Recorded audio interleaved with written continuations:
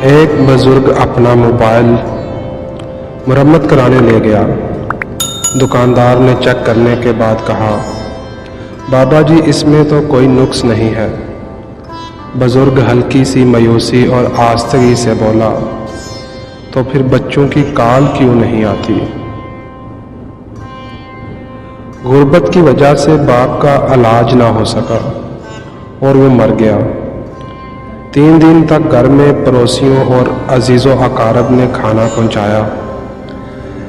گھر میں پھر سے فاقے شروع ہو گئے اور خوراک نہ ملنے کی وجہ سے بھائی بیمار ہو گیا۔ تو بچی نے ماں سے پوچھا، بھائی کب مرے گا؟ ماں تڑپ گئی۔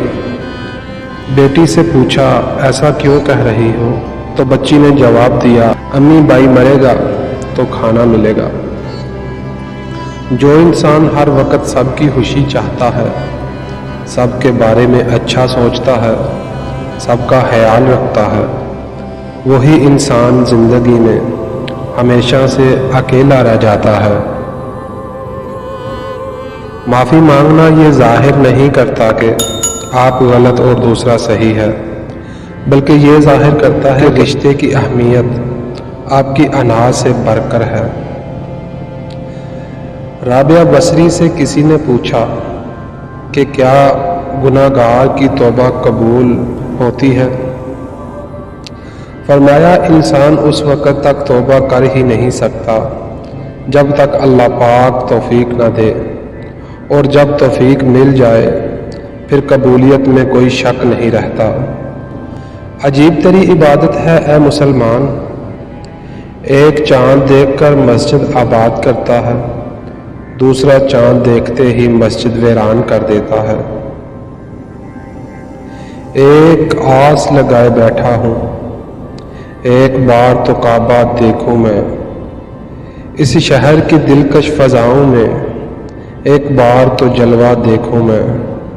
پیاسا ہوں آب زمزم کا، ایک بار تو پی کے دیکھوں میں، پھر چاہے ہوش گوا بیٹھو، ایک بار مدینہ دیکھوں میں۔ یا اللہ اس دعا کو جس نے سنا اور پڑھا، ان سب کو اپنے در پر ضرور بلا لینا، آمین۔ ایک ولی سے ابلیس نے کہا، تجھے اللہ پر بہت یقین ہے تو اونچے پہاڑ پر چڑھ کر چھلانگ لگا دے، دیکھتے ہیں کہ تیرا اللہ تجھے بچاتا ہے کہ نہیں۔ ولی نے جواب دیا، یہ اللہ کا کام ہے کہ مجھے آزمائے، میرا کام نہیں کہ میں اپنے سچے رب کو آزماؤں۔ کسی نے پوچھا، اس دنیا میں آپ کا اپنا کون ہے؟ میں نے ہنس کر کہا، وقت اچھا ہو تو سب، ورنہ کوئی نہیں۔ نگاہ ڈالی تو پتھروں کو کلمہ پڑھا دیا، یثرب کو مسکرا کے دیکھا تو مدینہ بنا دیا۔ جنت کے پھولوں کی خوشبو نچوڑ کر رب نے میرے نبی کا پسینہ بنا دیا۔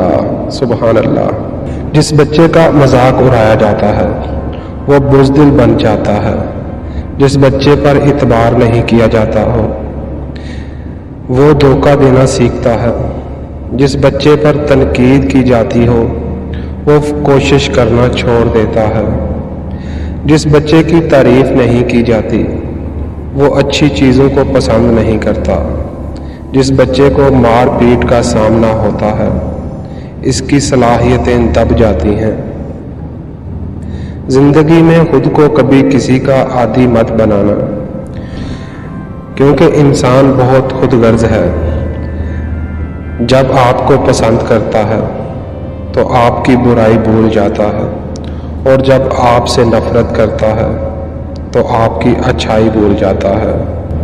پیسہ کہتا ہے کہ مجھ کو حاصل کرو اور سب کو بلا دو، وقت کہتا ہے میرے پیچھے چلو باقی سب کو چھوڑ دو، مستقبل کہتا ہے میرے لیے کوشش کرو باقی سب بلا دو، اور اللہ پاک صرف اتنا کہتا ہے، مجھے یاد کرو میں سب کچھ تیرے قدموں میں ڈال دوں گا۔ ایک قبر پر لکھا تھا، کسی کو کیا الزام دوں، زندگی میں ستانے والے بھی اپنے تھے اور دفنانے والے بھی اپنے۔ زبان دراز لوگوں سے ڈرنے کا کوئی فائدہ نہیں، وہ تو بول بال کر اپنی براس نکال لیتے ہیں، لیکن ڈرو ان لوگوں سے جو سہ جاتے ہیں، کیونکہ وہ معاملہ اللہ کے سپرد کر دیتے ہیں۔ جہاں نا انصافی کی کوئی گنجائش نہیں، وہاں دیر ہے اندھیر کبھی نہیں۔ کوئی آپ کو روکتا ہے ٹوکتا ہے، انتظار کرتا ہے، وقت مانگتا ہے یا حساب طلب کرتا ہے، تو آپ نصیب والے ہیں، کیونکہ قسمت والوں کو ہی فکر کرنے والے ملتے ہیں۔ میں نے ایک چیز پر غور کر کے دیکھا ہے، میرے رب نے مجھے کبھی میری ہمت اور برداشت سے زیادہ نہیں آزمایا، لیکن انسانوں نے ہمیشہ مجھے وہاں سے آزمانا شروع کیا جہاں میری ہمت اور برداشت کی حد ہوتی ہے۔ کیا فرق پڑتا ہے ہمارے پاس کتنا حسن، کتنی دولت، کتنے لاکھ، کتنے کروڑ، کتنے گھر، کتنی گاڑیاں ہیں، کھانی تو بس 2 روٹیاں ہیں، جینی تو بس ایک زندگی ہے۔ فرق تو بس یہ پڑتا ہے کہ ہم نے کتنے پل خوشی سے بتائے اور کتنے لوگ ہماری وجہ سے خوشی سے جیے۔ کسی سے روز بات کرنا، پھر اچانک یہ سلسلہ رک جانا، اپنے آپ میں ہی ایک بہت بڑی اذیت ہوتی ہے۔ بندہ اس سے بات کرنا بھی چاہتا ہے، لیکن جب پتہ ہوتا ہے کہ اگلے بندے نے آپ کو اس طرح سے رسپانس نہیں دینا جس طرح سے پہلے دیتا تھا، تو آپ چاہ کر بھی بات نہیں کر سکتے۔ اچھے رویے جب اچانک انجان رویوں میں تبدیل ہو جاتے ہیں تو اس اذیت سے نہ انسان نکل سکتا ہے اور نہ ہی کھل کر سانس لے پاتا ہے۔